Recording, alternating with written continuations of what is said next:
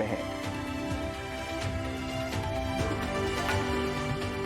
तो credit card एक ऐसी चीज है जिसकी कई लोगों को जरूरत होती है और कई लोग शौक की वजह से लेते हैं। कई बार ऐसा होता है कि क्रेडिट कार्ड काफी मददगार साबित होता है।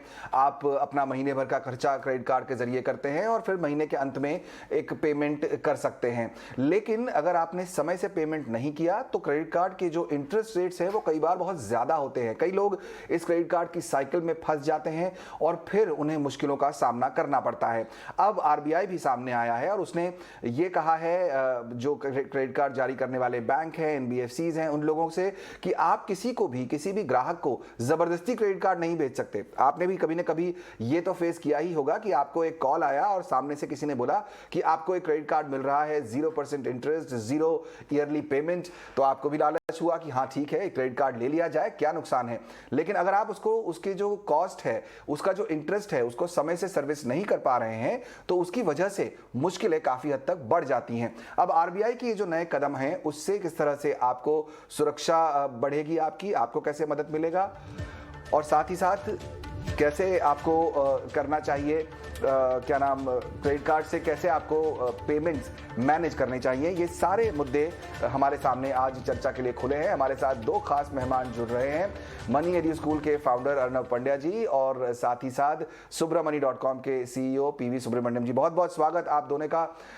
सुब्रमण्यम सर, सबसे पहले आपसे शुरुआत करना चाहूंगा।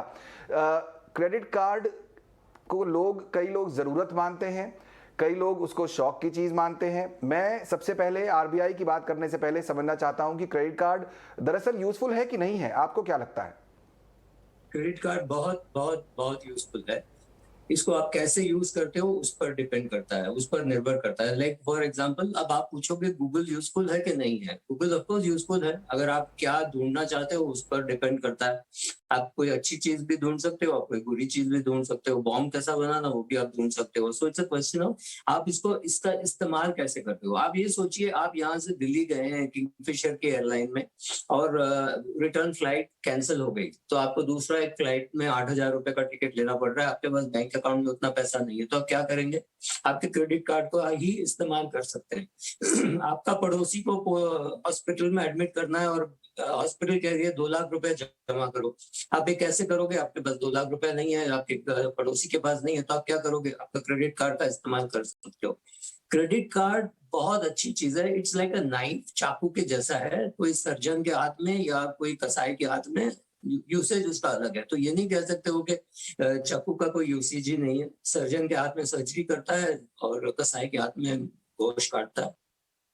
अच्छी बात आपने कही यहाँ पर सुब्रा सर की एक चाकू की तरह है क्रेडिट कार्ड। किसके हाथ में है उस पर बहुत कुछ निर्भर करता है। सर्जन के हाथ में है तो सर्जरी करेगा, आपकी जान बचाएगा, मदद करेगा, और अगर कसाई के हाथ में है तो जाहिर तौर पर हम जानते हैं इसका क्या अर्थ होता है। अर्णव, आपसे जानना चाहूंगा मैं आगे कि अभी जो परेशानियां कई बार लोग झेलते हैं, यहाँ पर कंपनियां फोन करती हैं और फ्री क्रेडिट कार्ड दे रही होती हैं जिसमें कोई चार्जेस नहीं लग रहे होते।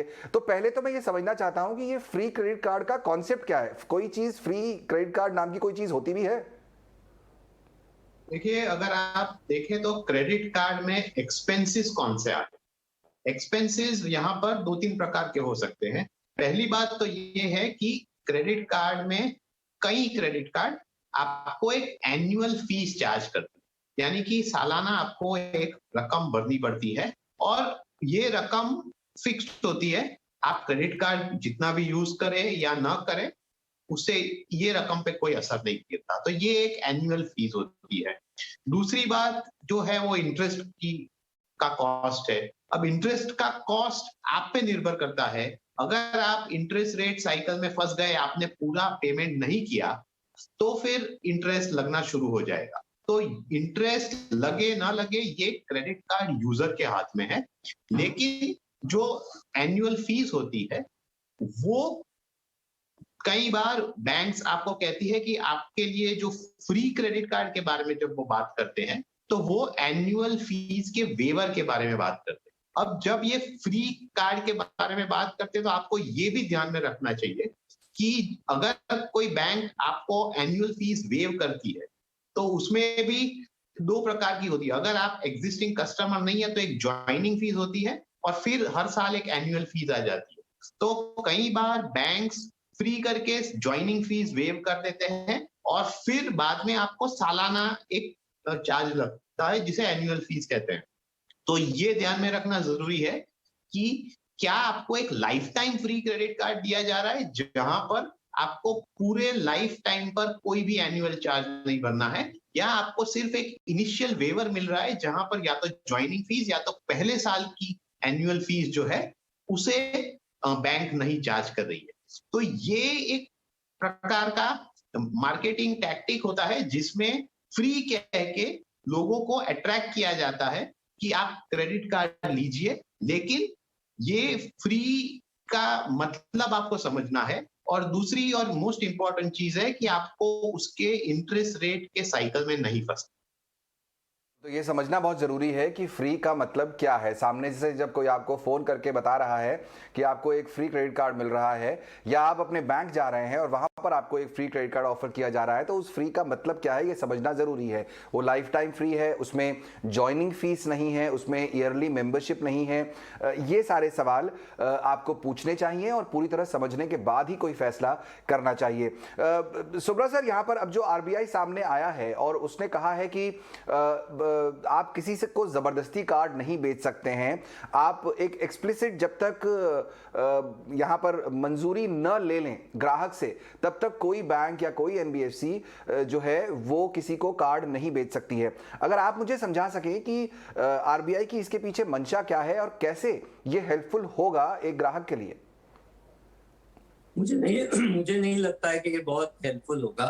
देखिए ये क्या करते हैं, आपको जो भी डॉक्यूमेंटेशन है वो आपसे करा लेंगे। और आप जानते हैं ना, हिंदी पिक्चर्स तो आपने बहुत देखे होंगे, पुलिस तो अंत में आती है जब सब काम हो जाता है। तो ये ऐसा नहीं है कि वो जो बंदा लेना चाहता है ना क्रेडिट कार्ड, वो भी चाहता है कि मुझे क्रेडिट कार्ड मिले। और बहुत लोग ये समझते हैं कि वाह मेरे पास दो नौकरी है, एक का नाम है क्रेडिट कार्ड, या मैं पैसे ले लूं और मैं भाग जाऊं, मुझे पैसे नहीं चुकाने पड़ेंगे। ये ऐसी बात नहीं है। 99% पब्लिक ऐसा नहीं है।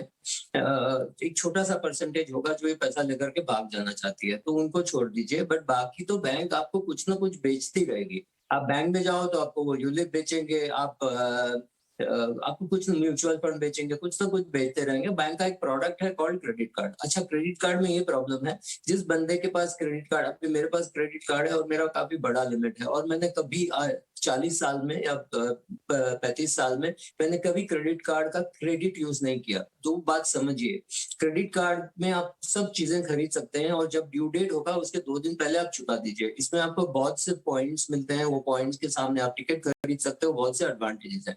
तो एडवांटेजेस के लिए आप खरीदते हो, फिर आप देखते हो कहीं फंस जाते हो। आपने एक शर्ट खरीदा और वो शर्ट का पैसा आप नहीं चुका सकते हैं, तो बहुत ब्याज लगता है, बहुत ब्याज लगता है। 40% के आसपास, 40% के आसपास आपको ब्याज लगता है, तो वो बहुत महंगा है। 42% लगता है, वो बहुत महंगा है। बट ये सरकार जो कर रही है, रिजर्व बैंक जो कर रही है कि आप ये नहीं कर सकते, वो सबका वो लोग कंसेंट ले लेंगे, आपसे सिग्नेचर ले लेंगे कि आपकी ने मांगा था। वो सब जब हम साइन करते हैं 20-25 सिग्नेचर, हमारा वो कंसेंट भी ले लेते हैं। तो उससे मेरे ख्याल से कोई बहुत फर्क नहीं पड़ेगा। आरबीआई ऐसे बार बार कहती है कि ये नहीं कर सकते, वो नहीं कर सकते, लेकिन बैंक को जो करना है वो करता रहेगा।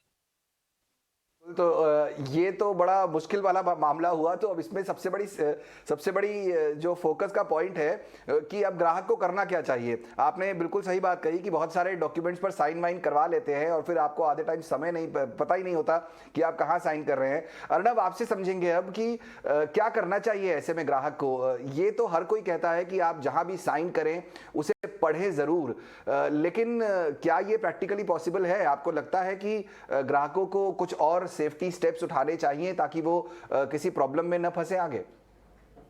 जी, पहली चीज तो ये है कि हर एक ग्राहक को पहले समझना होगा कि उनको क्या चाहिए और क्या नहीं चाहिए। क्योंकि कई बार क्या होता है कि आपको कुछ, यानी कि आपको अगर मान लीजिए क्रेडिट कार्ड चाहिए ही नहीं, लेकिन को बैंक आपको ऐसे ऑफर्स करके बात में आपको मना लेते हैं और वो क्रेडिट कार्ड दिलवा देते हैं, तो ये एक प्रॉब्लम हो गया। दूसरी बात क्या होती है, कई बार हमने देखा है कि आपके पास मान लीजिए एक एग्जिस्टिंग क्रेडिट कार्ड है। अब एग्जिस्टिंग क्रेडिट कार्ड है, चल रहा है, आप उसे यूज कर रहे हो या कम यूज कर रहे हो, कुछ भी हो, लेकिन सडनली आपको कंसिस्टेंटली बैंक से फोन आते रहेंगे कि हम आपका क्रेडिट कार्ड को फ्री में अपग्रेड कर देते। अब ये अपग्रेड करने का भी एक प्रॉब्लम हो जाता है, क्योंकि जो अपग्रेडेशन होता है उसमें आपके टर्म्स एंड कंडीशंस बदल जाते हैं। उसमें कई बार लोगों को जो पहले फीस नहीं थी वो भी फीस और चार्जेस लग जाते हैं, क्योंकि जब आप अपग्रेड करते हो कार्ड का कैटेगरी बदल जाता है, कार्ड बदल जाता है, कंडीशंस बदल जाती है, सब कुछ बदल जाता है। तो ये एक प्रॉब्लम होगी। अब तीसरी बात, और खास करके इस डिजिटल एज में ये भी ध्यान रखना है, क्योंकि आरबीआई की जो नई गाइडलाइंस है उसमें कहा गया है कि आप अनसॉलिसिटेड कार्ड नहीं दे सकते, कार्ड देने से पहले आपको एक रिटर्न कंसेंट लेना पड़ेगा। लेकिन इसमें एक और टर्म है कि रिटर्न कंसेंट आपको फिजिकल या डिजिटल होता है। तो ये डिजिटल जो कंसेंट होता है ना, वो बहुत डेंजरस होता है, क्योंकि वहां पर तो लोगों को पता ही नहीं चलता कि कब उन्होंने एक्सेप्ट कर दिया। क्योंकि डिजिटली कंसेंट लेना तो आप कहीं पर भी कोई बैंक से आया हुआ कम्युनिकेशन खोलते हैं, वहां पर एक्सेप्ट कर लेते हैं, तो उसमें ये आप फंस जाते हैं। तो ये ध्यान रखना बहुत जरूरी है कि आपको क्या चाहिए, और अगर नहीं चाहिए तो उसमें पहले से आप ना कर दीजिए। और खास करके डिजिटली आप कुछ भी करें उस पर ज्यादा ध्यान दीजिए, क्योंकि वहां पर अब की तारीख में यहाँ आपको जो ना चाहिए वो आपके पास आने का रिस्क ज्यादा रहता है। तो जो चीज़ की ज़रूरत आपको नहीं है वो आप न लें तो बेहतर है। सबसे पहले ये समझना ज़रूरी है कि आपकी ज़रूरत क्या है। जस्ट बिकॉज कि आप किसी बैंक में गए या किसी और कंपनी से मिले और उन्होंने आपको एक चीज़ ऑफ़र की, इसका ये कतई मतलब नहीं होता कि वो चीज़ आप एक्सेप्ट कर ही लें। अगर आपको उसकी ज़रूरत नहीं है तो उसको मना करना सीखें, वो एक इम्पॉर्टेंट चीज़ है। सुब्रा साहब, आपने बात बिल्कुल अच्छी कही कि हिंदी फिल्मों की तरह पुलिस तो लास्ट में आती है, लेकिन अगर कोई फंस ही गया मान लीजिए, तो इस समय क्या क्या स्टेप्स वो ले सकता है? अगर उसकी कोई शिकायत है किसी की क्रेडिट कार्ड से जुड़ी हुई, तो कौन से प्रावधान उसके लिए हैं, किस तरह के स्टेप्स वो ले सकता है ताकि वो अपना जो लॉस है उसको मिनिमाइज कर सके? सौमित्र, फर्स्ट ऑफ ऑल बहुत ही इंपॉर्टेंट है कि वो अगर यूज कर रहा है कार्ड, मतलब बाद में वो नहीं कह सकता है कि मुझे पता नहीं था कि कार्ड का मुझे पैसे चुकाने हैं। कुछ लोग ऐसा भी डिफेंस देते हैं, ये तो कोई कोर्ट में आप खड़ा नहीं रख सकते हो। कंज्यूमर कोर्ट में भी कहेगा बेवकूफ बना रहे हो क्या, बिकॉज आपको क्रेडिट कार्ड मिला, आपने इस्तेमाल किया, आपने पैसा चुकाया, फिर एक बार जब आप नहीं चुका सकते हो तब आप नहीं कह सकते हो कि मुझे पता नहीं था कि पैसे चुकाना है। तो पैसे तो चुकाने पड़ेंगे ही। आप एक चीज कर सकते हो, आपके पास कोई और एसेट है तो वो बेच करके चुका दो, क्योंकि इतना ब्याज जो है वो आप कहीं और से नहीं आप नहीं चुका पाओगे, क्योंकि ये जैसे मैंने कहा महीने का 3-3.25% ब्याज है, वो भी मंथली ऐड होता है। जनवरी में अगर आपका 100 रुपया ड्यू था तो फरवरी में 103 हो जाएगा, फिर फरवरी का जो ब्याज है वो 103 पे लगेगा। तो ये बहुत बहुत हाई रेट ऑफ इंटरेस्ट है, तो वो आपको चुकाना तो पड़ेगा। जितना जल्दी चुकाओगे उतना अच्छा है, क्योंकि नहीं चुकाओगे तो आपका सिविल रेटिंग पे फर्क पड़ेगा। आप फिर कहीं कार का लोन या घर का लोन लेते समय आपको बहुत ज्यादा ब्याज की दर लगेगी आपको। तो इसलिए आपको ये पहले तो देखना है कि क्रेडिट कार्ड यूज ही नहीं करना है, और क्रेडिट कार्ड में वही चीज लें जो आप 30 तारीख को, अगर ड्यू डेट है तो 27 तारीख को चुका सकते हैं। अगर आपके पास 55,000 रुपए का टीवी लेने की क्षमता नहीं है या 55,000 रुपया चुकाने की क्षमता नहीं है तो ना ले, रुक जाइए, आरडी कीजिए, एसआईपी कीजिए, कुछ कीजिए, 1 साल बाद लीजिए या कुछ भी कीजिए। क्रेडिट कार्ड पे तो कतई नहीं खरीदें। आप ये पूछ रहे हैं कि जिन्होंने ऑलरेडी ले लिया है और उनको चुकाना है तो उनको क्या करना चाहिए। अभी आप बहुत जवान हो, 22-23 साल के हो, तो अपने माता पिता के पास जाओ, शरणागति करो और उनसे पैसे लेकर के चुका दो, क्योंकि आपका क्रेडिट रेटिंग असर नहीं पड़ेगा। हाँ, लेकिन ये लोन है अपने माँ बाप से तो उसमें ब्याज नहीं लगेगा, लेकिन ये लोन तो आपको चुकाना है। अगर आप 30-35 साल के हो और आपके माँ बाप ये नहीं चुका सकते हैं तो दोस्तों से कहीं से भी लेकर के चुकाने की कोशिश करो, या आपके पास कहीं और कोई म्यूचुअल फंड वगैरह है तो वो बेच करके ये चुका दो, बिकॉज ये इतना इंटरेस्ट तो आपको कोई म्यूचुअल फंड आपको 42% सालाना नहीं देने वाला है। तो ये 2 चीज कर सकते हैं। नहीं तो आपको ये होता है कि आप उसको किस्तों में चुका सकते हो। ऐसा नहीं, कोई क्रेडिट कार्ड वाला ही नहीं बोलता कि आज के आज तुम पूरे 50,000 चुका दो। ऐसा नहीं हो, आप हर महीना उसके 5,000 10,000 चुका सकते हो। जितना हो सके उतना चुका दो, क्योंकि आपके पास और कोई जगह नहीं है जहां से आप बोरो कर सकते हैं तो नहीं कर सकते, तो जितना हो सके उतना जल्दी आप ये पैसा चुका दो, और कोई चारा नहीं है। या आपके कम, अगर आपका एम्प्लॉयर अच्छा है तो एम्प्लॉई लोन कुछ मिलता है, जो भी अमाउंट 20-25 हजार जितना मिलता है वो देकर के चुका दो, और बाकी के पैसे भी जितना जल्दी हो सके चुका दो। और कोई तरीका ही नहीं है इससे बचने का। एक जमाने में ये होता था कि आपने नहीं चुकाया तो बैंक आपको लेटर लिखेगा, बैंक ऑफकोर्स लेटर लिखेगा, आदमी भेजेगा, सब करेगा, लेकिन आपकी सिविल रेटिंग जो खराब हो जाएगी उसके बाद आप अगले 4-5 साल के लिए कहीं से पैसा सस्ते में नहीं उठा सकोगे। अगर बाकी आपके दोस्त लोग 6%, 6.5% में हाउसिंग लोन ले रहे हैं तो आपको शायद 8%, 8.5% लगेगा।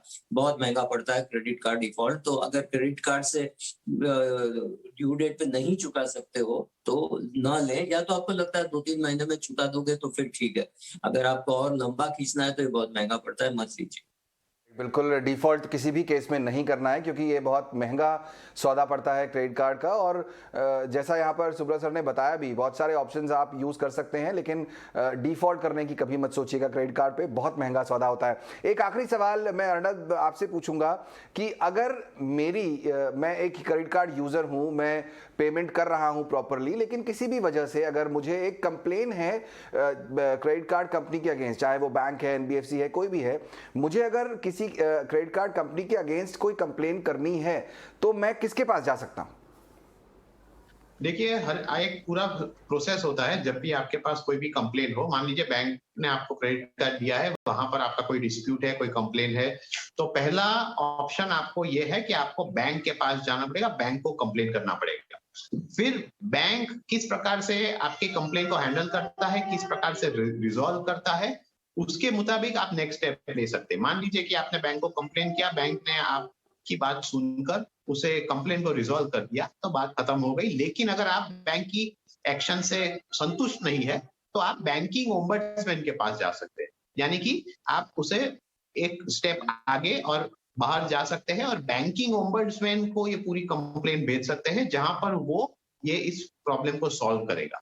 तो ये आपके पास ऑप्शंस है। और आरबीआई भी साफ कहता है कि कोई भी कंप्लेन हो, अगर बैंक रिजॉल्व नहीं कर सकती तो आप बैंकिंग ओम्बड्समैन के पास जाइए, वहां पर ये आपका रेजोल्यूशन आ जाए। है अगर आपको कोई भी कंप्लेन है अपनी क्रेडिट कार्ड कंपनी से, तो आप बैंक को लिख सकते हैं। उसके बाद बैंकिंग ओम्बुड्समैन जो है वो नेक्स्ट लेवल ऑफ एक्सकेलेशन होगा अगर आपका प्रॉब्लम जो है वो यहाँ पर सॉल्व नहीं हुआ। तो मोटा मोटी बात ये निकल के आई कि क्रेडिट कार्ड काफ़ी काम की चीज़ है, लेकिन उसका इस्तेमाल सही तरीके से होना चाहिए। कभी भी क्रेडिट कार्ड पर डिफ़ॉल्ट करने का विचार न करें, उसका सही तरीके से इस्तेमाल करें, समय पर उसके पेमेंट्स चुकाएं, तो क्रेडिट कार्ड आपके बहुत काम की चीज़ है। चलिए, एक और मुद्दा है जिस पर मैं हमारे दोनों मेहमानों से चर्चा करना चाहता हूं, और वो अहम मुद्दा है हमारे बच्चों को लेकर। अभी कई बैंक्स जो हैं वो बच्चों के लिए एक स्पेशल सेविंग्स अकाउंट जो है वो खुलवा रहे हैं। इससे क्या फ़ायदा होगा? अगर मेरा बेटा या मेरी बेटी अपने नाम से एक सेविंग्स अकाउंट खुलवाएगी तो उससे उसको क्या फ़ायदा होगा, और एज अ पेरेंट मुझे क्या कोई बेनिफिट्स हैं, ये हम समझते हैं अपने दोनों मेहमानों से। सुब्रत सर, आप ही से शुरू करना चाहूँगा मैं। सेविंग्स अकाउंट जो है वो धीरे धीरे जब हम एडल्ट लाइफ में बात करते हैं तो कई लोग बोलते हैं कि अच्छे रिटर्न तो मिलते नहीं है, आप म्यूचुअल फंड में पैसे डालिए या फिर किसी और लिक्विड फंड में पैसे डालिए, वहाँ रिटर्न बेटर है, सेविंग में पैसा कम रखिए। लेकिन एक यंग जनरेशन के लिए, 14, 15, 17 साल के बच्चे के लिए सेविंग्स अकाउंट होना इंपॉर्टेंट क्यों है? सौमित्र, मैं तो सरप्राइज हूँ बहुत ही क्या आप 15-17 साल के बच्चे की पूछ रहे हो? 1 साल का बच्चे का भी सेविंग बैंक अकाउंट होना बहुत जरूरी है, क्योंकि अगर आप आज निवेश करना चाहते हैं तो बच्चे के अकाउंट से ही होगा।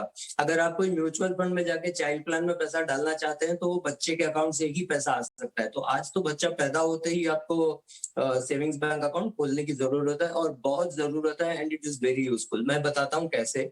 जब आपका बच्चा 4 साल 5 साल का हो जाएगा तब से वो समझने लगेगा कि भाई बैंक में पैसा जमा किया जाता है, पिताजी मेहनत करते हैं तो पैसा अकाउंट में जमा होता है जो हम बैंक से विड्रॉ करते हैं।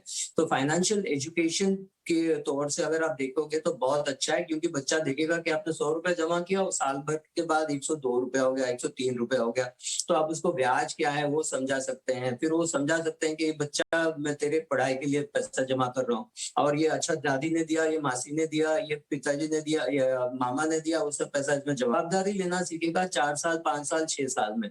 बहुत जरूरी है। और फिर उसमें से आप SIP करें, फिर वो उसका कंपाउंडिंग समझेगा, और इसका स्टेटमेंट जो है आप हर महीने घर में मंगाइए या हर क्वार्टर घर में मंगाइए, सॉफ्ट कॉपी नहीं हार्ड कॉपी। फिर उसको समझाओ, देखो ये तुम्हारे लिए मैं पैसा जमा कर रहा हूँ। I think from a financial education point of view बहुत जरूरी है।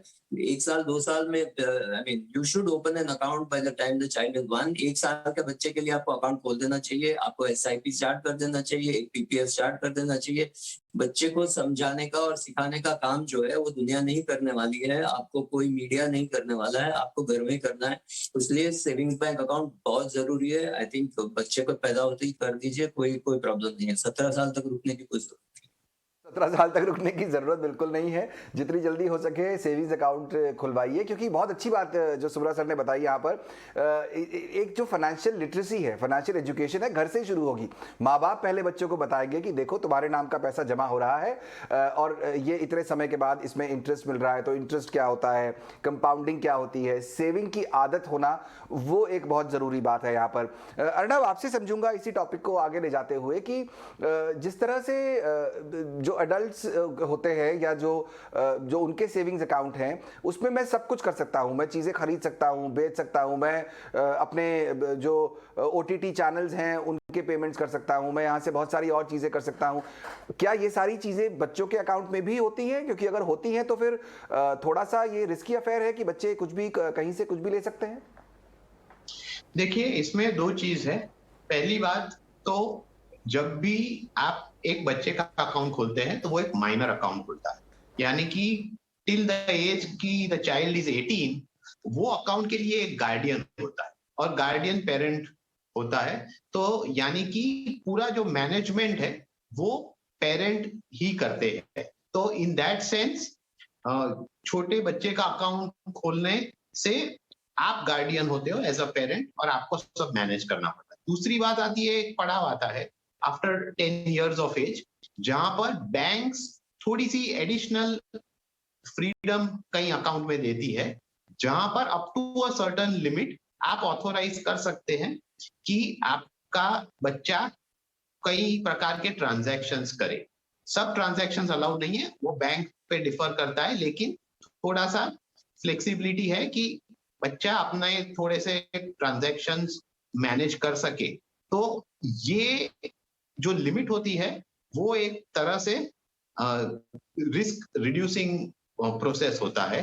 दूसरी बात ये होती है कि सेफगार्ड्स हैं सेविंग्स बैंक अकाउंट में, क्योंकि जब भी कोई ट्रांजैक्शन होता है तो आपको SMS आ जाता है, आपको इंटीमेशन आ जाता है। तो ये भी एक तरीका है मॉनिटरिंग करने का। और दूसरी बात मैं ये कहना चाहता हूं कि कोई भी बच्चा हो तो उसमें एक इफेक्टिव वे होता है उनको ये सब सिखाने का। अगर आप कोई बच्चे को कहेंगे कि ये करो तो वो कभी नहीं करेंगे, शायद उसका उल्टा ही करेंगे। लेकिन जब या तो आप एक एग्जाम्पल सेट करो, क्योंकि बच्चे पेरेंट्स को देख के उसी प्रकार का बिहेवियर करते हैं, तो या तो एक एग्जाम्पल सेट करो या उनको समझा के ये बताओ उनको कि देखिए ये रिस्पॉन्सिबल चीज होती है ये पूरा अकाउंट हैंडल करने की, और मैं इस प्रकार की रिस्पॉन्सिबिलिटी आपको दे रहा हूं। तो जब बच्चा एम्पावर्ड फील करता है तब वो खुद ही समझ जाता है कि उसको रिस्पॉन्सिबल बनना है, किस प्रकार का एक्शन लेना है।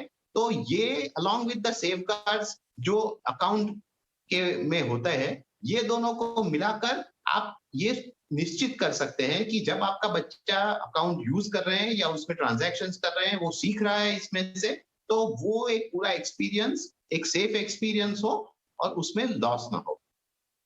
करेक्ट। तो यहाँ सेफ्टी का भी पूरा ध्यान रखा गया है। जाहिर तौर पर चूंकि माइनर अकाउंट होगा तो एक गार्डियन होगा, उसके अलावा ट्रांजैक्शन कोई भी हो रहा है तो जैसा अर्णव बता रहे हैं कि वहाँ पर SMS वगैरह जो है वो पेरेंट्स को आता है, तो उससे सेफ्टी की चिंता नहीं है। लेकिन हाँ, लिटरेसी बहुत इंपॉर्टेंट है। एक आखिरी सवाल अर्णव आप ही से पूछूंगा, वो ये कि क्या किसी तरह का कोई विड्रॉल या पूरे ट्रांजैक्शन प्रोसेस में कोई टैक्सेशन का कोई इसमें एंगल होता है या नहीं होता है? क्योंकि ये माइनर अकाउंट है, इसमें ऐसा कुछ नहीं होगा। कि जब आप माइनर अकाउंट में पैसा रखते हो तो एज लॉन्ग एज कि ये इनकम नहीं है, देखिए मान लीजिए क्या होता है इन मोस्ट केसेस कि जब भी कोई माइनर अकाउंट होता है तो उसमें जो अमाउंट डिपॉजिट करता है वो वही होता है जो या तो कोई पेरेंट ने या कोई रिलेटिव्स ने दिए हुए हैं, तो वही अमाउंट अंदर जाता है और वो शायद बाहर आता है जब आपको इस्तेमाल करना हो। तो ये एक चीज हो गई। दूसरी बात यह है कि under the income tax act जो भी माइनर की इनकम होगी, क्योंकि एक सेविंग्स अकाउंट है तो वो सेविंग्स अकाउंट का जो सेविंग्स बैंक इंटरेस्ट है वो टैक्सेबल है। मान लीजिए उस सेविंग्स बैंक से आपने एक फिक्स डिपॉजिट करवाई है, फिक्स डिपॉजिट इंटरेस्ट टैक्सेबल है। मान लीजिए उसमें से आपने कोई म्यूचुअल फंड लिया हुआ है तो उसमें जो अर्निंग्स आती है, वो जो इनकम होती है वो जो गार्डियन है या उसके अकाउंट में ऐड किया जाता है। यानी कि जो इनकम है उसके लिए चाइल्ड को सेपरेट इनकम टैक्स रिटर्न नहीं भरना पड़ता, ये पेरेंट के अकाउंट में ऐड किया जाता है। लेकिन एक 1500 रुपीज पर ईयर का एक डिडक्शन मिलता है जो बहुत कम है, नेग्लिजिबल है। तो ये बात ध्यान में रखनी चाहिए कि जब भी कोई पेरेंट ट्रांजैक्शंस कर रहे हैं अपने चाइल्ड के अकाउंट के थ्रू, तो वो भी उनको अपने इनकम टैक्स रिटर्न में दिखाना होगा। क्योंकि ये क्यों जरूरी है? क्योंकि कई बार क्या होता है कि हम ये भूल जाते हैं और ये ओमिशन होता है तो नोटिस आपको आएगी, क्योंकि आपका पैन लिंक होता है as a guardian to the account. तो अब इनकम टैक्स का जो नया AIS सिस्टम है उसमें ये सभी चीजें कैप्चर हो जाती हैं और अगर आपने ये नहीं दिखाया है तो नोटिस आपको आएगा as the taxpayer. Correct. तो ये बहुत इंपॉर्टेंट बात आपने यहाँ पर बताई अर्नब कि आप अगर ट्रांजैक्शन कर रहे हैं अपने बच्चे के अकाउंट के थ्रू तो भी वो आपको अपने इनकम टैक्स रिटर्न में दिखाना होगा। बच्चों को फाइनेंशियल लिटरेसी देने की शुरुआत जो है वो घर ही से करनी चाहिए और इसीलिए माँ बाप को ये कोशिश करनी चाहिए कि वो ऐसा माइनर अकाउंट खुलवाएं। और जैसा कि सुब्रा सर ने यहाँ कहा कि वेट करने की ज़रूरत नहीं है बहुत लंबा, आप छोटे बच्चे का भी खुलवा सकते हैं, साल भर के बच्चों का भी अकाउंट आजकल खुलता है, आप खुलवाइए और फिर धीरे धीरे बच्चे जैसे बड़े होते जाएं उन्हें इंटरेस्ट के बारे में, कंपाउंडिंग के बारे में, सेविंग के बारे में सिखाते जाएं।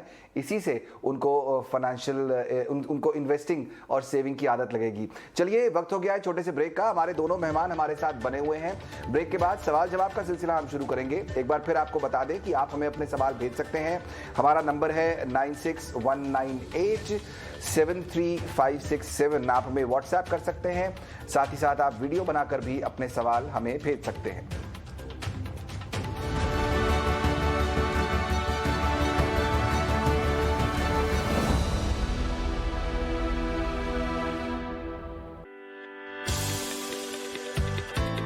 बाजार आपको देता है निवेश के अनगिनत मौके। असर तब पड़ता है जब आप उन मौकों का उठाते हैं फायदा सही वक्त पर। बाजार के उतार चढ़ाव से लेकर मार्केट में उतरने की आपकी चाह तक, ट्रेडिंग और टेक्निकल्स की बारीकियों पर भी है मेरी नजर। मैं मानसी दवे, तो जुड़िए मेरे साथ, जानिए बाजार के ट्रेंड दिन भर। टीवी नाउ स्वदेश, बढ़ो देश के साथ।